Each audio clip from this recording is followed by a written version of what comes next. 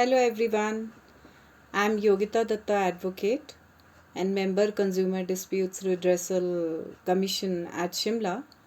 First of all, I express my gratitude to Women for Women, a foundation, a platform which has given me opportunity to express my views on various laws relating to women. And I wish all the very best to this foundation which is accelerating awareness amongst women. Now let's come to the various laws relating to women in our India, in our country. Like first of all, I would like to express that the Constitution of India provides for equality before law, that there shall be no discrimination amongst the citizens of India on the basis of creed, caste, religion, place of birth, or gender. But at the same time, the Constitution has given power to the states to make various policies for the upliftment of the weaker section of the society and various policies for the upliftment of women. Accordingly, the various states have started certain policies like Beti Padhao, Beti Bachao, and moreover the various government institutions in various states, in fact all the states, the girl child, the female students, they are enjoying the tuition fee exemption, and at the same time the various states have given some kind of relaxation in the registration fee if the property is being purchased in the name of a woman. Now let's come to the offences relating to women under Indian Penal Code. Sections 292 to 294, which is obscenity, which relates to obscenity. Obscene songs, obscene gestures, which are being advanced after seeing a woman. This is an offense. We should know, because after house is a protected environment. When once a lady, female of any age comes out, she has to keep in the mind that she should go for zero tolerance towards such unwelcome behavior from the unscrupulous persons, such elements from the society. And when the courts, the police stations, these all entire setup and the machinery is for we people, for our protection. And we should take recourse to that in case we come across such kind of situation. This is an offense. Then I'll further come to section 354 of the Indian Penal Code, which is trying to outrage the modesty of a woman. In 2013, two more sections were incorporated in that, and that is 354 A, B, C, D. 354C. 354 is sexual harassment or the unwelcome behavior. 354B is assault, and 354C and D. 354C is voyeurism. This is a new term which is being included, and a very wider term. As per voyeurism, what is voyeurism? पहले तो हम ये कहते हैं कि voyeurism क्या है. Voyeurism is कि when some lady, female, she is being photographed or she is being videographed without her knowledge, without her consent, like she has gone, when she has reasons to believe that she is not being watched.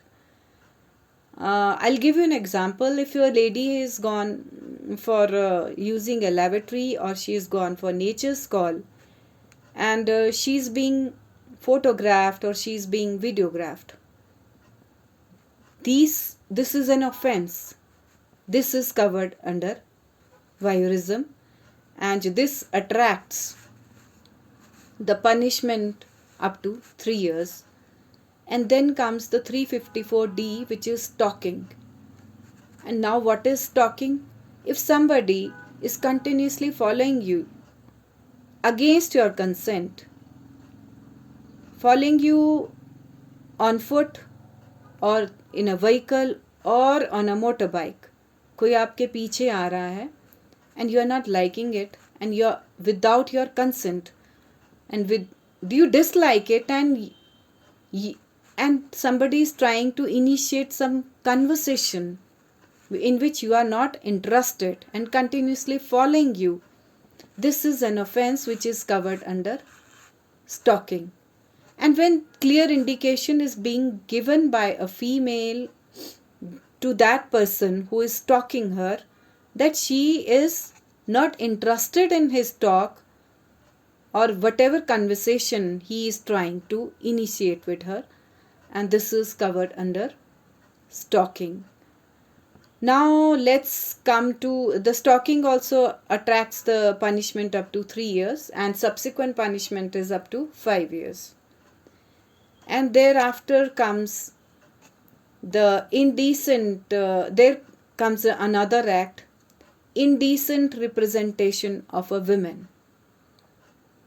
Indecent because आजकल जो भी cell किया जाता है, promote किया जाता है, to promote the things, all the things in use, a lady's picture is depicted on the packaging material or videography or a photography in a form of a gas or in a form of a stamp. If picture of a lady is such which affects the morals of the person, which is indecent, and the lady is being represented in an indecent manner, this the company on whose packaging material such depiction is being made is held liable under Indecent Representation of a Woman Prohibition Act 1986. This can be in the form of label, stamp, printed, painting, drawing, or in a book. But the same does not cover if the depiction of that figure is a monument, it's ancient, or for the purpose of studies. Now, if the company on whose material it is being, the packaging material is depicting some such kind of a woman, that attracts the punishment, and the offense is punishable with 2 years and fine 2,000 rupees. And if the offense, still the directions are being made for the removal of the same, and it is being done within the knowledge of the highest officials of the company, and in case the same continues and the subsequent conviction, that is up to imprisonment up to 5 years, and a fine can be up to rupees 1 lakh. Now come to the Protection of a Woman from Domestic Violence Act 2005. Now in this act, all the women who share household, they are covered. Be it a wife, sister, mother, widowed sister, widowed daughter-in-law, or any female which is sharing that household, be it a domestic help. They all are covered under this act. Now the violence is of different types. The violence can be physical, mental, and economic violence. Physical violence includes any kind of injuries, assault being made to the victim, that female, and mental violences, such unwelcome, such kind of behavior in the house, which causes mental trauma to the female who is sharing that household, and economic violences, the female is not being maintained by the person whose duty, whose liability that lady is, which includes the her even the her bare necessities of the life are not being looked after, which includes her medication, her food, her clothes, and everything. Now, if the lady who is facing such kind of a situation in her household, what is she supposed to do? She has to report the matter. Now let me make one thing very clear. जैसे हम law की बात करते हैं, अगर किसी के पास afford करने के लिए पैसे नहीं हैं तो वो अपना लीगल बैटल कैसे इनिशिएट करेगी, और how can she take that battle to the logical end. I'll make one thing very clear in this conversation, that there is provision in law that in case you cannot afford to file a case, you can make an application in the court that for legal aid counsel. That application is to be supported by an affidavit stating wherein that you don't have sufficient money even to look after yourself. How can you afford a counsel? In case the application is allowed, the court provide you for the legal aid counsels. You don't have to pay for the legal aid counsels in any kind of case, whether it's a matrimonial case or whether it's a domestic violence case, or if it is your maintenance case. Here, once the female, yes, come to the point that once a female who has come across such a situation in the house, she can directly report the matter to the judicial magistrate of the area concerned, of that area in the city or the township wherever you are staying, or you can report directly to the police station.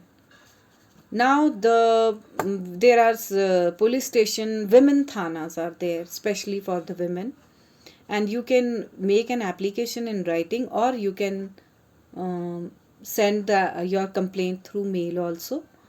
The matter is being investigated, and thereafter the matter is being presented to the judicial magistrates court.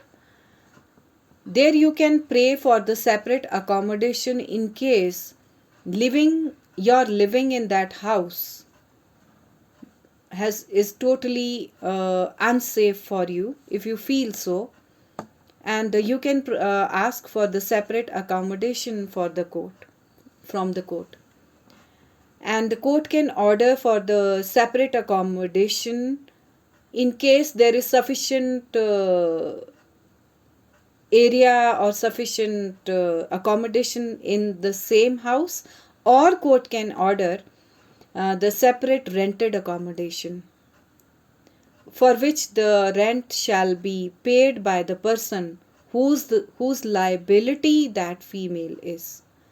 And in case the minor children are there, the lady can ask for the custody of the child as well as the maintenance.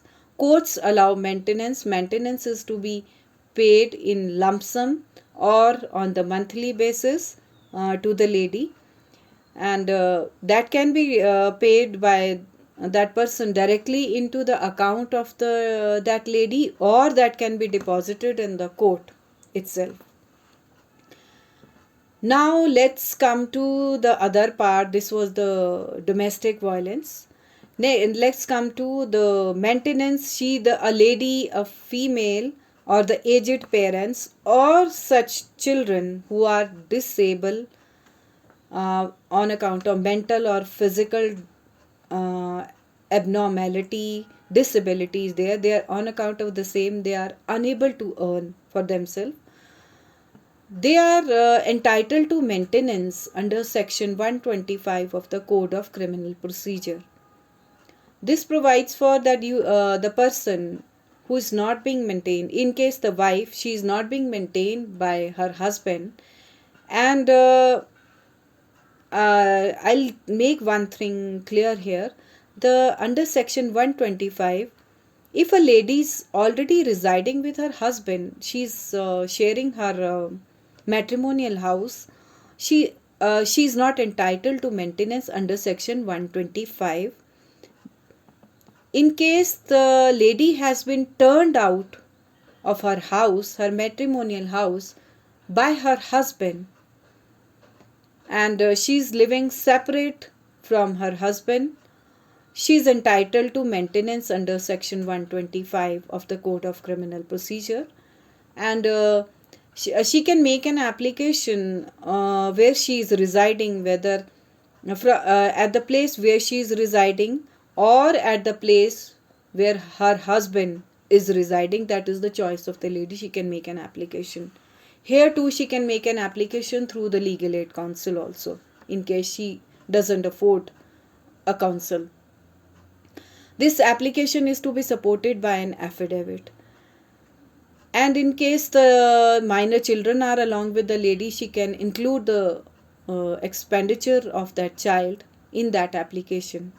And apart from that, if the aged parents who are incapable of maintaining themselves, and they are not being maintained by their children who have sufficient means to afford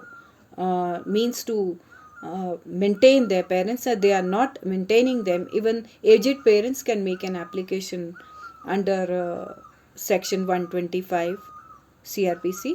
And as I said, the children who are unable to earn their livelihood on account of mental physical disability, even they are entitled to maintenance under section 125. And at the same time, for the enhancement of the maintenance, there is a provision for the enhancement of the maintenance under section 127 of the Code of Criminal Procedure. Now, since women are empowered, they are working, they are independent, for earning they have to move out of their house. For that, there should be congenial atmosphere at their workplace. Right to live, right to work, right to live and work, they include right to live with dignity. And this dignity, they have right to live, they have right to work. At workplace also, their environment should be congenial, so that in case they come across such sexual harassment at workplace, this includes any kind of unwelcome behavior at workplace. This workplace can be any government institution, or banking, or the private, or the semi-government. That even includes for household, this domestic help, that is also covered. And such workplaces where there are more than 10 or more employees being employed, and they work at least for 80 days in a year. And there is mandatory that there should be a committee being constituted in all these workplaces, who will look into the matter and entertain the complaints and the application being made by female employees. That committee includes any senior female along with the two other members of that workplace or independent persons. Now, if some lady comes across such kind of unwelcome behavior, which includes uh, any kind of such kind of remarks which are double meaning remarks, or such demeaning remarks are being and uh, indecent gestures are being made, shown to that woman at the workplace, she can make an application. And she can make this application or the complaint to such committee if she from the very first date of such kind of incident, or within 3 months from the incident, and if there are continuous such kind of where incidents are continuing, then from the last date of such kind of incident she can make an application.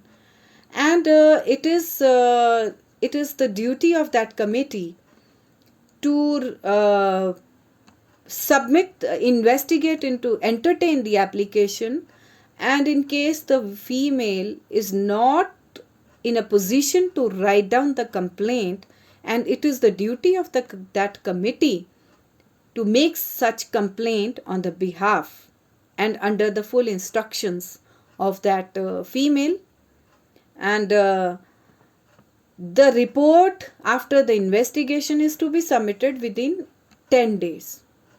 And during this period, if the female is under such a trauma that she is unable to work at that place, she can proceed on leave for 3 months.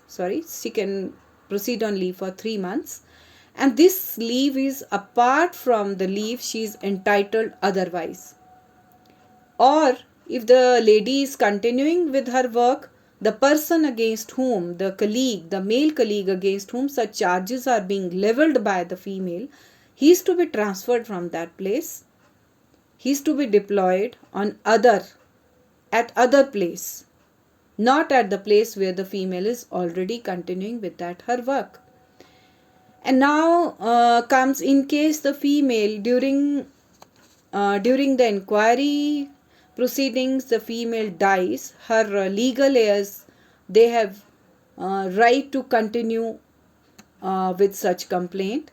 And in case the person is found guilty, the female, the victim, is entitled to compensation, and this compensation is to be deducted from the salary of that delinquent employee, that accused person against whom the charges are being proved. Here I'll share one more thing, that in case the charges are not proved, in case the false charges are leveled against that person, false charges are the charges which are leveled, they come out to be false, that person has a right to sue that female who has falsely leveled charges against him. He can file suit for defamation. He can, in the civil defamation in the court, or he can claim for damages also.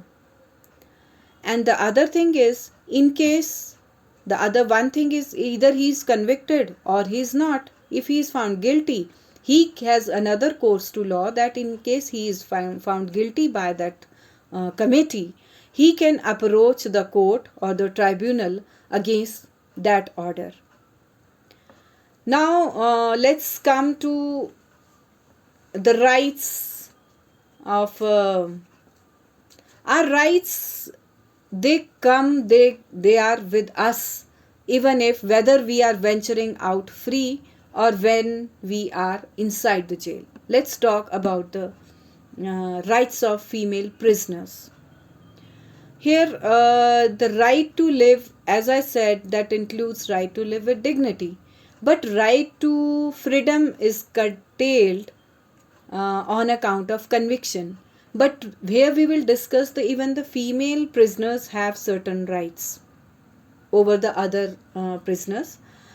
Here the prisoners rights for the women are that female prisoners, they are to be guarded by female guard only, and the female prisoners, they have right to deliver their child outside the prison. If they don't intend to give birth to their child inside the prison, they can be released on the parole for to deliver a child.